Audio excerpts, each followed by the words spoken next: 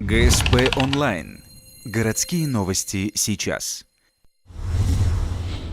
Пятница, 14:00. Встреча таксистов и дорожной полиции. Несмотря на то, что водители знают правила дорожного движения, они зачастую их нарушают. Люди в погонах признаются, что после ужасающих цифр статистики профилактические беседы похожи на уговоры. Уже с начала этого года произошло 16 аварий. В них пострадало 22 человека. Среди них 2 детей и 3 погибших, из них 1 ребенок.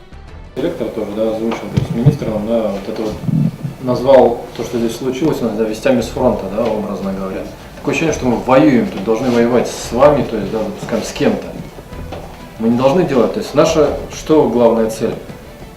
Чтобы мы профилактировали на дорогах, то есть чтобы не было, не совершалось, то есть ДТП с такими вот последствиями, с тяжелыми и все остальное. То есть наше дело профилактика.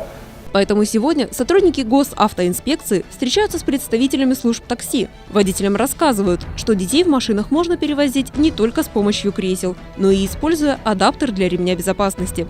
Он становится недорогой альтернативой уже привычному детскому креслу.